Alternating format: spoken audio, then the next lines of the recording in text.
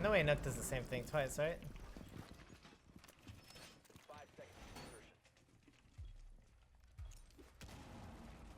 Bomb located by op. Very, very small detail. This is an insanely small detail that so many players miss. What Macie did just then is he waited for the round. In today's video, I'm going to be breaking down a ranked game from Macie Jay. Macie's kind of known for having his high IQ, big brain plays, so I had a lot of fun breaking down this VOD. And let me just say, no, I don't think I'm better than Macie. I just think it's a fun idea to kind of break down better players and their playstyle, so that way it benefits you and educates you guys. Let me know who you guys would like to see next in this series, and if you like the video, make sure you guys like the video. With all of that being said, let's jump into the VOD. Alright, so we have I a got Diamond 3 as well. solo queue ranked game here on Skyscraper. This match actually goes the distance of an entire OT game. I also had a game. I actually had a game where I won, and the ELO glitched, so nobody got anything. Damn. That stuff sucks, Macie. But yeah, this is a max OT ranked game, so I'm super excited to review it. Just because it's, you know, so much stuff that we can get out of these VOD reviews. Now, if you guys pay attention to how he's putting down his Goyos, I mean, it's pretty common, like, how he's placing his Goyos down. He's not putting it on the floor, he's putting it on the wall, so that way it's a little bit easier to see. Like, you don't have to look down and then back up to hold the angle if you need to. You can just kind of, like, move your mouse horizontally, shoot the Goyo, and then move it back to the angle or whatever it might be. And he's also placing them in areas where the enemies have to peek into the bomb site or into you and your team in order to access them with their gun and with their, you know, with the ability to shoot these Goyos and detonate them. So, yeah, pretty much just favorable Goyos to the point where it makes it harder for the enemy to destroy them, and it makes it easier for you and your team to destroy them. So, just a little pickup on utility placement there. Now, what you're seeing Macie do here is just the act of drone hunting, which is something that a lot of lower ranks don't do, is they don't drone hunt. Because throughout the ranks and just playing Siege in general, a lot of people at least should be droning, right? And if you're able to chip away at the drone economy, is what most people refer to it as, is the economy of the enemy's drones. You know, how many drones do we shoot in prep phase? How many drones do we shoot early round, mid round, late round, whatever? And that changes the course and the outcome of rounds drastically, and people don't realize this. So if you need to go a little bit out of your way in the prep phase as a defender in order to shoot an enemy's drone, that is most definitely justified. So take advantage of shooting attackers' drones, especially when you have the opportunity to, and it won't you know, mess up your prep phase too much. Ooh, Macie's getting a little spicy with the spawn peek, eh? I would say he's probably a little bit too late on this. And that's also a pretty safe spawn peek for the most part. It's pretty much, you know, only exposed to one angle. So he actually just heard a barricade break below him. He's gonna drop. So he's just pretty... Oh, I knew she was there. Yeah, you heard the barricade break. That headgear confused me. I didn't realize there's a person. Yeah, I thought the same thing. It kind of blended in. So... I think the biggest mistake, see, this is a weird thing, because it's like a doozy where it's like one of those things where it shouldn't have happened, but it still did happen. I'm sure you guys have had instances like this before. But one thing that I would like to see Macie do a little bit here is be a little bit more patient, because so the barricade that this Nook actually jumped through wasn't reception where Macie was looking where he dropped just a moment ago, and it wasn't bathroom window because the audio cue of the barricade breaking was a little bit too quiet. So it was actually the window over here. I don't know, a dining window, I guess you could call it. They implemented a window over there. I don't know if it was on the old Skyscraper, but there is a window over there now in dining, and that's where the Nook actually jumped in. And then she kind of went around this wall here and then walked up to where Macie is currently, you know, at this 90-degree corner of this wall. But either way, I would like to see Macie play a little bit more passive, because he knows that this enemy is in this general area. And this enemy can only walk up black stairs or has to cross this line of sight in order to access the main staircase. So either which way the enemy goes, it's a 50-50 for Macie, so he can play a little bit more passive. But I understand why he made the decisions that he did end up making, just based off audio cues and stuff like that. No way he's gonna go thirst to kill. Okay, so I would like to see Macie be more active on cams. Now, I'm going to say something after this that is going... I'm going to be very confident in me being correct on this. Macie's playing ranked. He's been playing ranked for a long time. And there's just so many cheaters, stream snipers, and bugs that he's probably just... I don't want to say he's fed up with ranked, but he just probably doesn't care as much. You know, if he was in a 5-stack, I'm sure he'd be calling out consistently and stuff like that. Like, I watch Macie all the time. Like, he's one of my most watched Siege streamers, or just streamers in general. I love his personality. I think he's really entertaining. And I've been watching him for like years and years, even before I was a content creator. So I can understand where Macie's coming from. I'm the same way. Like, if I'm solo queuing, I might not call as much or whatever it might be. So that's just like a super big, a very small thing is just getting on cams. You know, some people are well disciplined, and I know Macie is well disciplined in a 5-stack environment. And also he is streaming and watching someone play versus you know, being on cams is a lot more entertaining for the stream, just because it's more action packed and you're seeing what the enemy is doing and stuff like that, or so that your friend your teammates doing in these kind of situations here. So that's another reason why I assume he spectates. I could be wrong. I'm very, very confident that I am correct, though. No way Nook does the same thing twice, right? 5 seconds to insertion. Bomb located by op. Very, very small detail. This is an insanely small detail that so many players miss. What Macie did just then is he waited for the the prep phase to end, so that way attackers get off their drones. Because if you're in prep phase, in drone phase as an attacker, you're forced on your drone. But once the round starts, you now have the option to get off, and most likely everyone's going to get off unless you're watching a drone for, you know, a cross on the map or something like that, so that way your teammate can take map control faster as an attacker.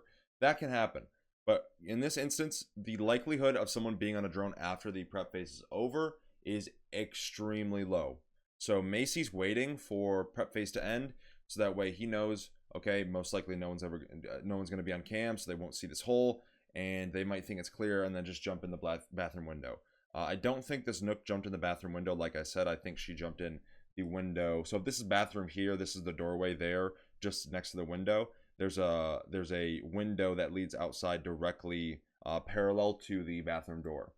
So that's the window that I believe the Nook jumped through, and allowed her to walk up on Macie the way that she did last round.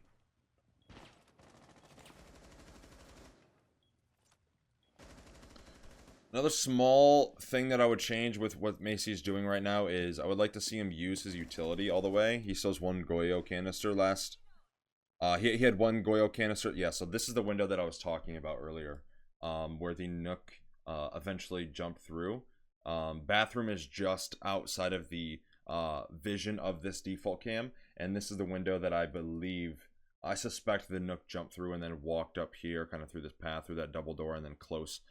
Just beyond this double door here is where the 90-degree corner was, where Macie and that Nook met in their gunfight. But yeah, I would like to see Macie use his utility. Last round he had a Goyo on him on person that he could have put down. In this round he also has one as well. I don't know if he's gonna put the one that he has on his person right now eventually, or what. I don't know the map that well, but I've never tried it. Oh my god, Macie.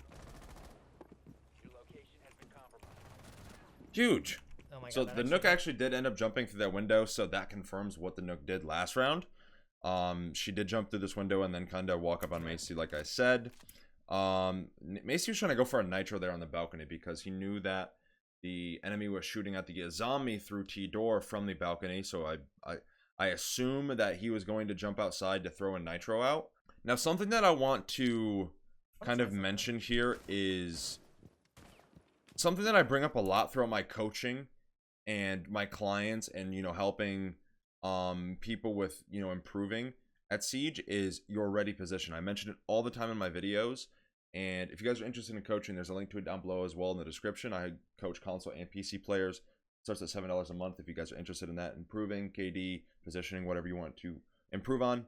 There's a link to the coaching down below. But either way, I don't know the map. That well. the ready position, like I said. So Macie got on default cam previously, saw the window open that he eventually jumped through, or the Nook jumped through and killed in just a moment here. So he saw that. So I would like to see Macie pre-aiming here. So if you kind of pay attention to how his crosshair is, like his crosshair is a little low. So this is like in between someone being crouched and someone being standing. So if this is like, you know, this S means standing and this C means crouched. You see how the X there is in between those two positions? So either way, you have to react, and you don't really want to do that with aiming. A big part of aiming isn't necessarily moving your mouse to aim. That's more of a mistake of pre-aim. Does that make sense? So if you can always have perfect pre-aim every single time, all you have to do is click. There's no motion or adjustment. If you have an adjustment, then that's a micro mistake, but we're not robots. We can't do that. We're human beings. So if you can try to perfect that as much as possible, then you're just one more micro step closer to being ready for the gunfight more than the enemy is, and that's going to put you in the advantage, change the outcome of gunfights in the night or day of them. So yeah, just the centering of where his crosshair is. And I would also like to see him be pre-aimed here instead of just hip firing. I know this is kind of like a part of Macie's playstyle. Again, I watch him all the time. I know that he kind of does this. So it's just a very small gripe that I have. I would like to see him be ADS just so that way it's one more step that he doesn't have to make in order to react or be ready for a gunfight. Let's say if someone just swung this corner that he's pre-aiming currently. His pre-aim is good, but I would like to see him either raise or lower his crosshair so that way it's one less motion he has to make from, okay, someone's standing, or they crouched, and also being ADS as well. You know, that whole pre-aim thing, that ready stance, like I said. I've never tried it.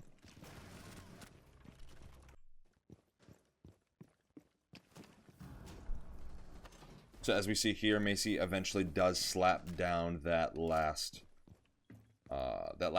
gas canister, which is good to see. So all utility is out besides the nitro cell, obviously, but there's no appropriate time to currently use it. He's going to hold that on person, which is, you know, Is he on the window? to be expected.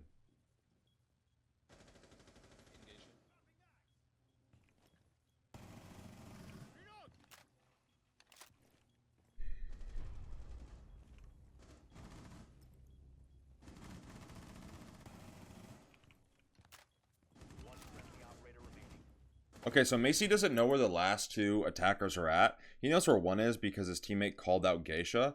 Now, in 2v2 situation like this, I would like to see Macie try to rotate maybe a little bit to help his teammate, because his teammate's in Geisha, we know that.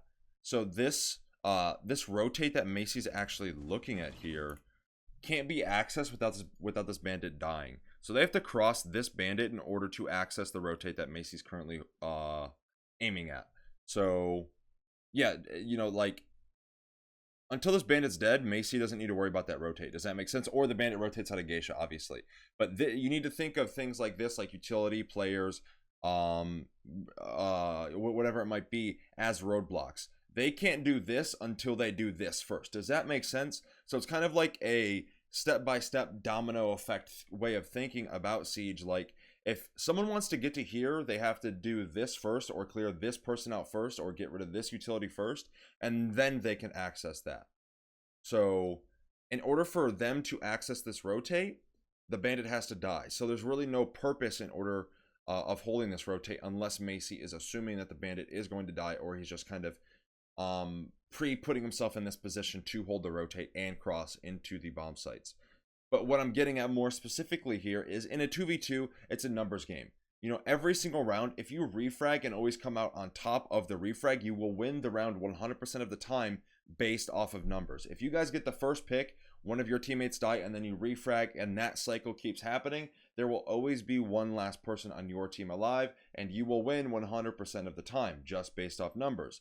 Same concept applies here. If the bandit dies, or let's say the bandit kills someone and then he dies, and then you refrag, then you guys win the round based off numbers. So I would like to see Macie playing a little bit closer to his teammate for that refrag capability whenever that opportunity may come up, so that way you can at least get some benefit out of a teammate dying, or potentially the teammate getting an early pick, and then you might be able to support him and double peek the last guy or whatever it might be. Just team play here is a lot more important, in my opinion, than trying to hold the rotate. So I would reposition here, maybe to the T door, try to support my teammate just a little bit more, so that way we can play closer and play off of one another much more efficiently.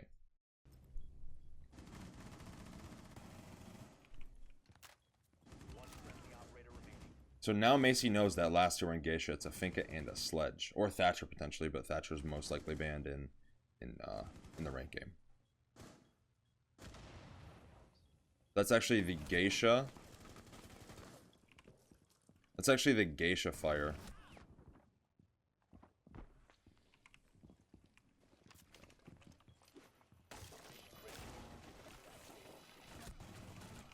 It's a good swing there. So, oh, that wasn't the Geisha fire. I am completely wrong. Oh, she walked through the fire. That's unfortunate.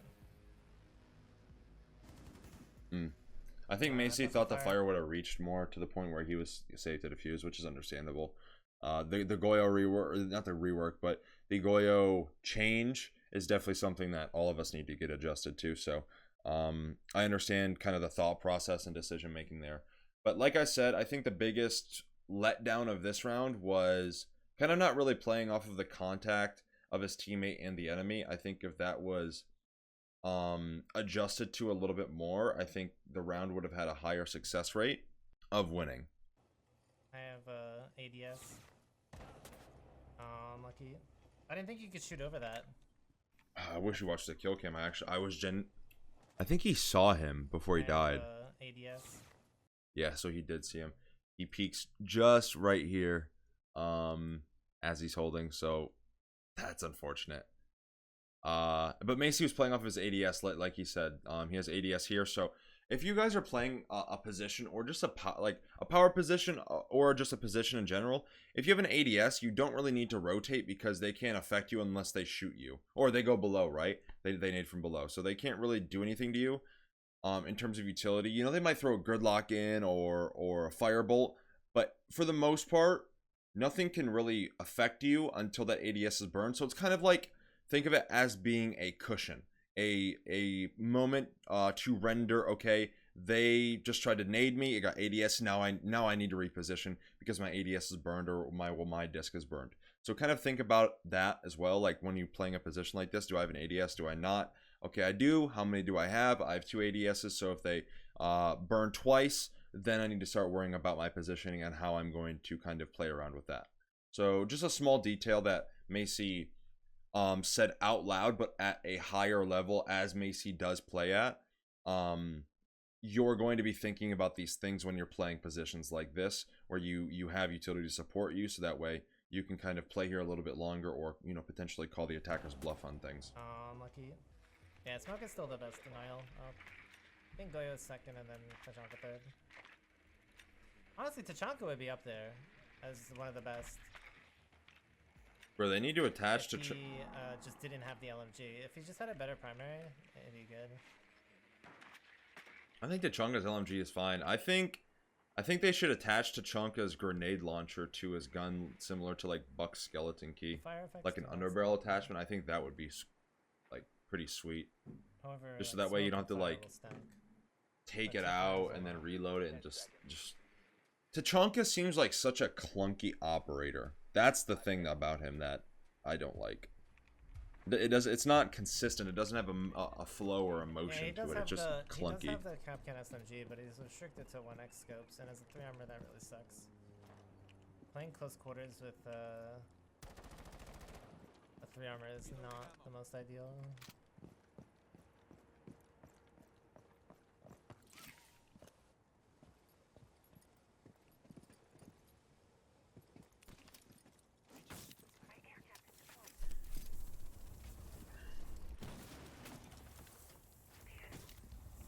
He tried to throw the ace.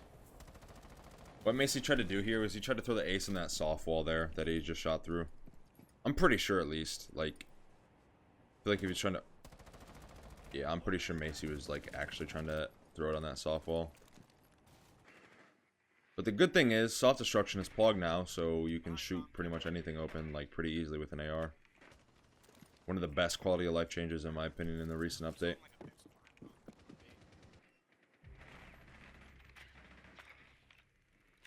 So pretty basic stuff. So now that I know, or now that Macie knows that they have a Kapkan, I would like to see him be a lot more aware of that, and I assume he's going to be, just because Macie has so much experience playing the game, you know. That's a great pick there, playing off of the information that he had and catching the Legion off of guard based off him opening the the soft wall there with his breaching charge and then just swinging off of it. I think Macie knew that Kapkan was in that general area, but didn't actually think he was close Geisha door as he was. But here's one flanking. Oh my That's gosh, the he's so fast. Symm. She was fast as hell. I think he's in T. Huge thing there that... If the round ended, I would have died. Yeah. I was just about to say that, like, just trip Kapkan. Dude, the round end, oh my god, this Twitch killed the last person as he ran through the Kapkan. Like that, I think the round ended like a fraction of a second before he tripped the Kapkans. That would have been highly unfortunate. But either way, yeah, really good round from Macie. I mean, he was very self-sufficient, and if you guys ever struggle with solo queue, I highly suggest watching Macie Jay. This is something that I did. Was I watched, like, you know, back in the day and around like 3 or 4 years ago, I watched like Macie, Bolo a lot. Like those were my two go-tos. A lot is ironic as well. If you guys struggle with solo queue or want to learn, like watching Macie is a really good example of this. If you watched how Macie played this round, he played hard breacher, he took the diffuser, which are two really good habits to kind of fall into, especially as a solo queue player. You know, played off of his own information, communicated somewhat with his teammates. And you know, droned himself in, played off of his information, like I said, and I think got yeah, he got a 3k off of that, I believe. He killed the Legion, Kapkan, Frost. Yeah, so he got a 3k off of that, just playing off of his own information. So if you guys struggle with solo queue or want to learn how to become more efficient as a solo queue individual, I highly suggest watching Macie. I also have a solo queue series on my YouTube as well, where I, you know, break down my thoughts similar to this. And I kind of explain what I'm doing, why I'm doing it, operator selection, stuff like that, and just overall thought process, so that way you guys can kind of understand how to apply yourself in a solo queue environment. But either way, really good round from Macie, very minimal mistakes, played off of information, you know, played aggressive and confident when he needed to, droned in and figured out where the enemy was when he needed to as well. Like very good tempo control, everything overall was really well done.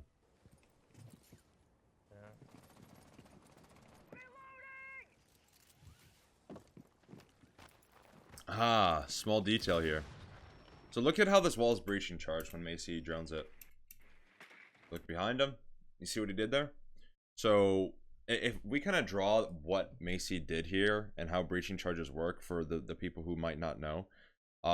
Breaching charges got changed a few times, but I believe the most recent change, and what I'm about to show you in this diagram, is very accurate to what it is now. So let's say this wall here is the one that he breaching charged to actually place it on, and then this wall here is the white wall that he's looking through currently with his drone.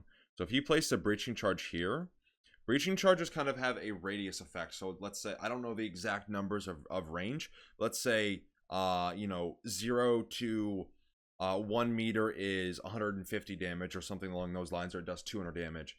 It's something like that, and then from 1 meter to 2.5 meters it does 100 damage, and then from 2.5 to, you know, 3.5 or whatever it might be does 50 damage. That's pretty much how breaching charges work, with different, you know, changes of the numbers.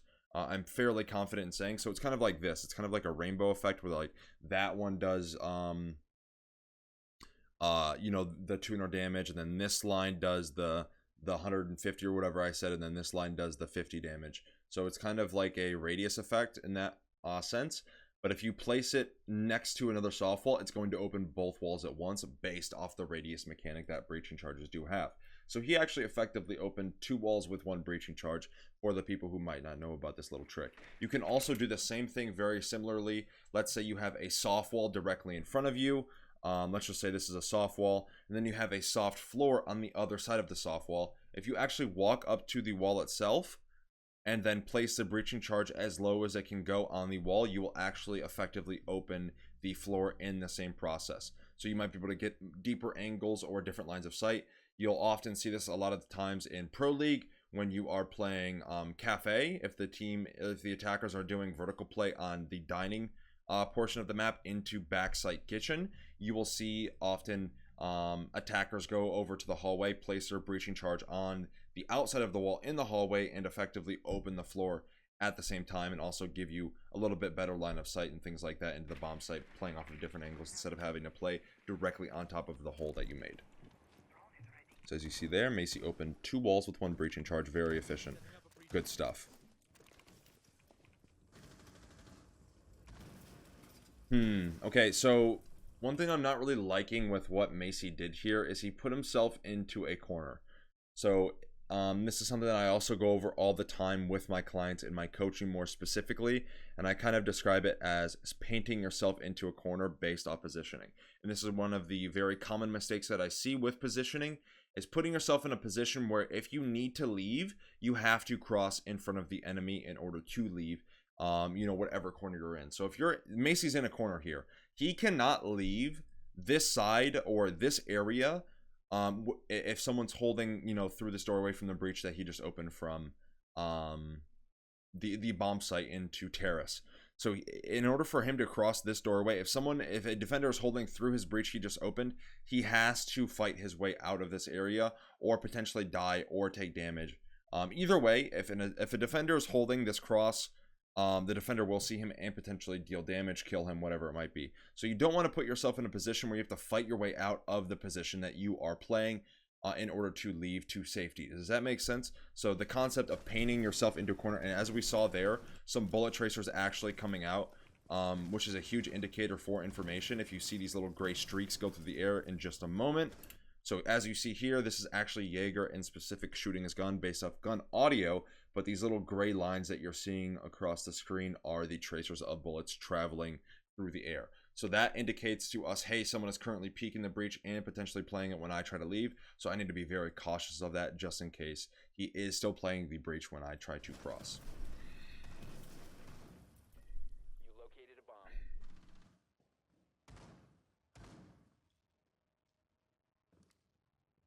Starting shock drone.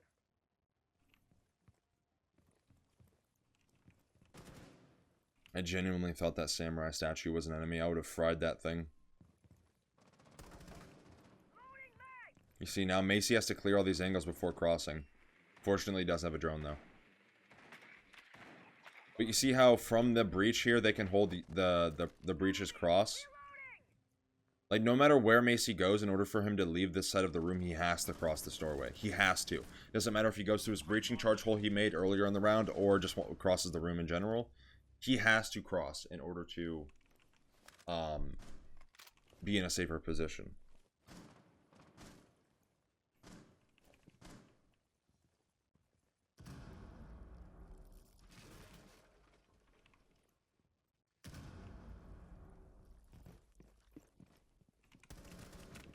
I believe that was Big fat, we got the Maz. I believe that was a kill off of audio.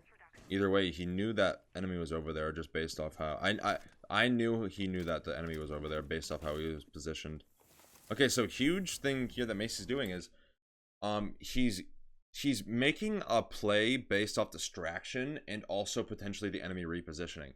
So he droned the Jaeger earlier on in the round from terrace, as we saw, I believe like 20 seconds ago or whatever it was at this rate. But he saw the Jaeger playing on this reinforced wall that he's currently opening with the Symm, and he's going to hold this door and the cross just in case the Jaeger is still positioned there. He is now forcing that Jaeger out of a position where this is going to allow Macie to punish the Jaeger for needing to reposition. So Macie is essentially setting himself up for success. and this is a good skill set to implement into yourself if you are a new player or just a player in general, is setting yourself up for success. You can do the same thing with Fuse and a whole bunch of other stuff. You know, Siege is a very dynamic game. You can use these things in different ways and aspects to allow yourself to set yourself up for success, whether it's kills, plants, gaining map control, whatever it might be. If it's an advantage that you're gaining for you and your team, then you know that is a success. So the Jaeger actually rotated early. Oh my god, we were side by side. That's unfortunate. I understood what Jaeger was trying, or sorry, Macie was trying to do there. He was essentially just trying to play off of previous information. I would think that he now knows like that information was a little too stale to play that confident off of, hence the Jaeger rotating, but that's also hindsight as well. I would like to see Macie maybe try to get some information before he breaches to figure out, is Jaeger there, is he not there? And since he would have droned and not seen the Jaeger there, or if he droned VIP, he would have seen the Jaeger in there, notifying him that, hey, no one's on this wall anymore. So, you know, now this person that was on the wall is in VIP, the room over, so now I need to fight him before I want to walk in that doorway. So just maybe a little bit more of an information game before he does commit to a decision as heavily as he did.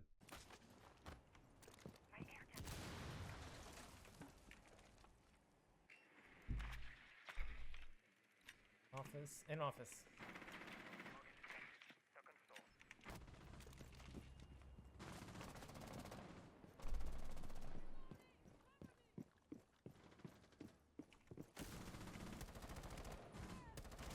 Nice rotation from Macie.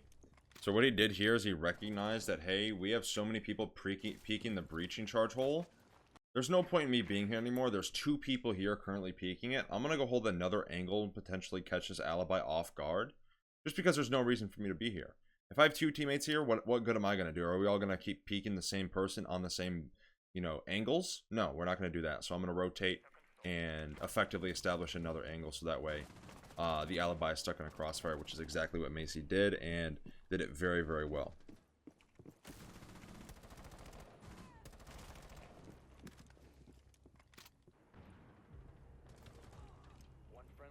Oh, Macie's in the 1v3. He actually wins this then. He does win this round because it goes max OT and it's match point currently.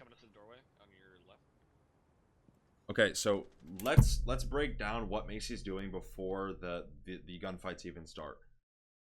Macie realizes his potential here. He has a drone, he has 3 Symms, 2 breaching charges, plenty of utility, okay? Another concept, or another thing to think of as utility or as an advantage is time, especially as an attacker. Macie effectively, from the point of this round becoming a 1v3, had 1 minute and 30 seconds left. Okay, so if we just do some quick math, let's say Macie has 20 seconds to kill 1 person. So 3 people, that's 60 seconds. He then has 30 seconds left over. So if Macie thinks of it that way, you want to break the time down that way, whatever it is. Let's say you want to kill 2 people in 60 seconds. So now you have 30 seconds in a 1v1 to either plant the diffuser or go for the last guy. If you want to go for kill or whatever it might be, how that situation breaks down. Macie knows that he has a lot of time to his advantage, is what I'm saying here. So a big concept that people need to understand and apply to themselves too is allowing the enemy to make the mistake for you. This is something I bring up all the time and is a fundamental thing that people need to implement into their playstyle in Siege. I think that too many people just try to run and gun, peek things, and not really think about you know, engaging in the enemy in this thought process of being patient, putting yourself in positions where you come out on top, and also setting yourself up for success, as I mentioned the round previously. But to add on to the setting yourself up part, you know, putting yourself in a position to be patient and allow the enemy to make the mistake for you. So that way it's less work for you and you benefit from it more. There we go. Macie was patient, walked in, fried the guy. So he killed 1 person in effectively 10 seconds or so. Less than 10 seconds, actually. Okay, a little bit too much face checking for my liking. I would also like to see... Ooh, nice drone placement here. I'd also like to see Macie have his drone a little bit closer before he does breach that wall. Just because this is such a long time for him to be on cams. Someone could have pushed up there and potentially killed him.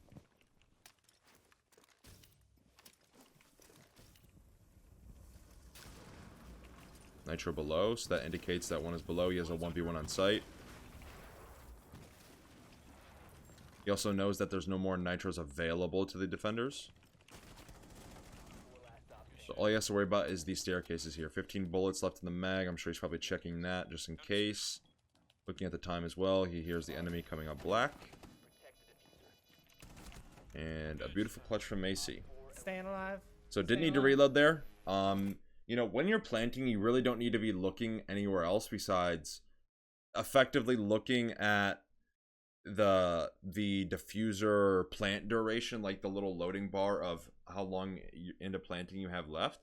You can check at that periodically, but looking at the time, you know, like rethinking what's going on around me. What am I going to do after I plant the diffuser? What am I hearing? How much ammo do I have, as I mentioned? Because I'm sure Macie probably checked his ammo. Do I need to reload 15 bullets? Absolutely not. I'm playing against one person. 15 bullets should be plenty of ammo, especially with the AK-12, since it is such a great weapon in gunfights. So 15 bullets, plenty of ammo. What am I hearing? I hear him coming up black stairs. I hear him close T door now. Okay, he's in T. I know I'm ready for the gunfight, whatever it might be. So paying attention to the diffuser, but also paying attention to other things going on around you and preparing yourself mentally for what you're going to do based off the information you're getting or the information you did have. So that way you're one step closer to making a decision because you've already thought about, if I'm hearing this, I'm going to do this. I'm currently hearing this, so I'm going to do this now. Because I know this person is here based off audio or my teammates' calls or whatever it might be. Just so that way you're one step closer to the decision because you've already thought about the decision. So that way you don't need to actively think about it because you thought about it when you were planting. Does that make sense? So just a little bit of efficiency there with decision making and how you approach situations. But other than that, great 1v3 from Macie, and I believe that was a 4K as well, if I'm not mistaken. No, that was an ace, was it not? Was that not an ace? Kapkan, Jaeger, Pulse, Frost? No, Alibi. Who's the fifth? Confirmed 4K, maybe a toss-up on the ace. Either way, great round for Macie. Whoever got on cams won the round. Good job. It's me, baby. I love Macie, bro. He's my favorite, man. He's like a top 3, like, GOAT. Like, GOAT of the game. Got me into the game, like one of the first content creators I ever watched. I have so much respect for him, man. Absolutely love him.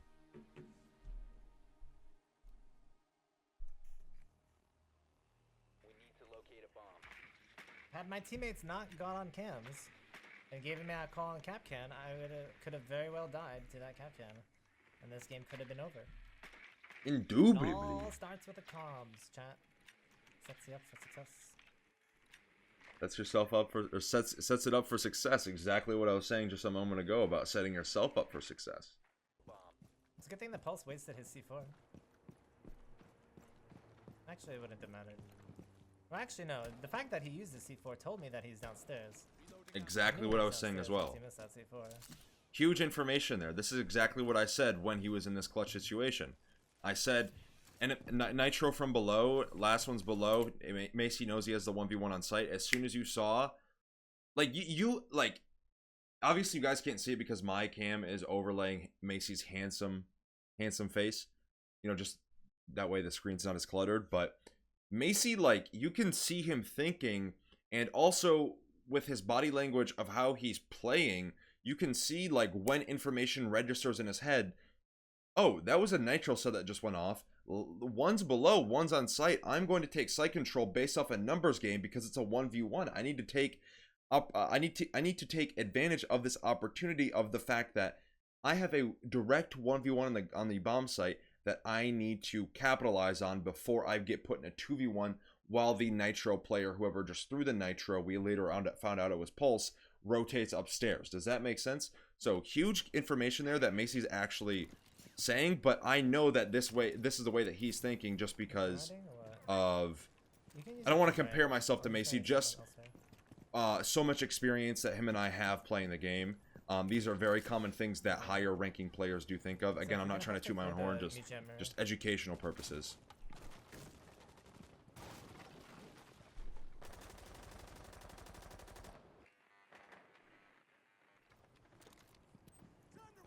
Yeah, just self-charge the ceiling here. There you go.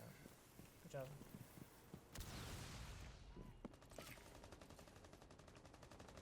You have located a bomb.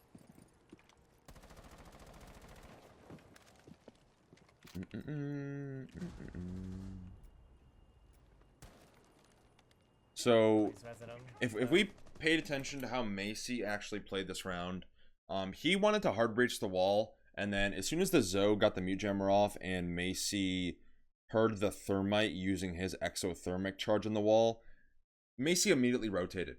This is something that people need to understand in Siege is so many people get caught up in, they understand that I'm going to do something at the beginning of the round, and then once they do that thing, they just get lost. They have no sense of direction.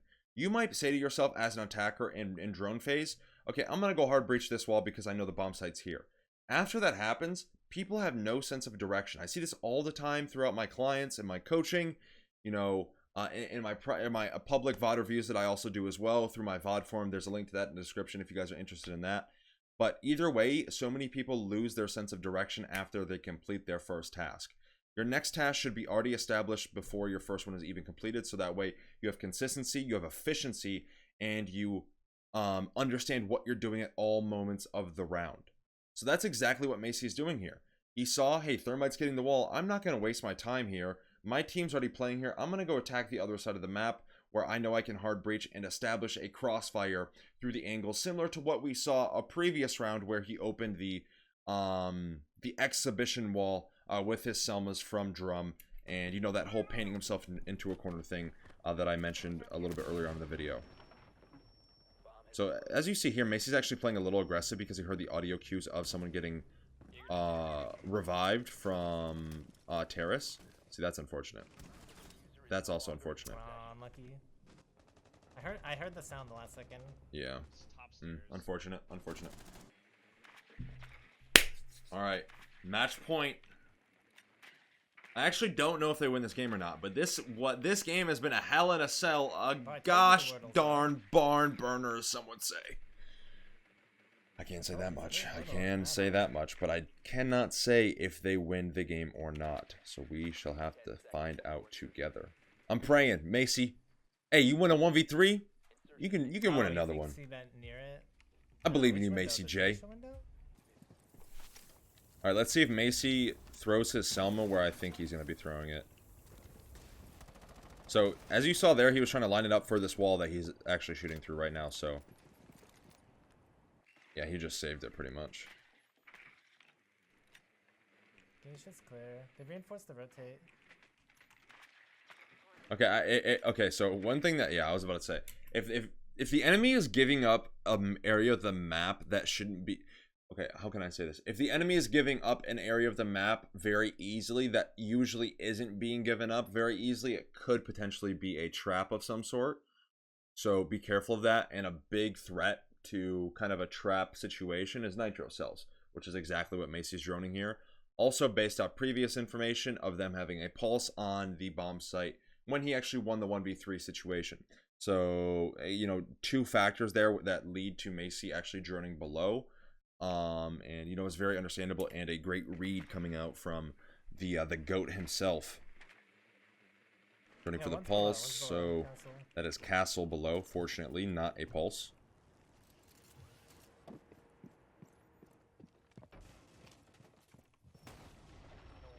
And that's a cap can. That's a doorway? That's so smart. I didn't know that was a doorway. I didn't know that was a doorway either, I'm not gonna lie to you. The more you know. That was a doorway. Did you guys know that that's a doorway? Because I didn't. That's actually so unfortunate, I'm not gonna lie though. Like, that is just the utmost of unfortunate. I would like to see Macie getting on cams again, but like I said earlier on in the video, he probably just doesn't care all too much and also wants to be the stream. He also wants the stream to be a little bit more entertained based off gameplay, not just sitting there on a cam giving calls and calls and calls. So understandable, you know. Alright, so unfortunately Macie does end up losing. A very, very hard fought game though, most definitely. And also a very, very fun VOD to review. But that is going to be the end of today's video. I'm currently an hour and 45 seconds into this recording. I had a ton of fun recording this. Let me know what content creator or Pro League player you guys would like to see next in this series in the comments below. Also in the description, you can find a link to my coaching if you guys are interested in an in-depth VOD review like this with me here live in my Discord. You guys can get access to that through my coaching service as well as a coaching session. There is a difference between a VOD review session and a coaching session, but they both are a coaching session. I coach console and PC players, so there's no worry on your platform. If you guys are looking to improve positioning, decision making, whatever you struggle with, I can help you improve. Coaching starts at $7 a month, and there's a whole bunch of different tiers and packages that are flexible for you. You can also find links to all of my social media and my Twitch. Make sure you guys come by my live stream, drop a follow. I love talking to you guys. And check out my social media and keep up to date with me and my daily life. But that is the end of the video. I hope you guys enjoyed. I hope you learned something new, and I'll catch you guys in the next one.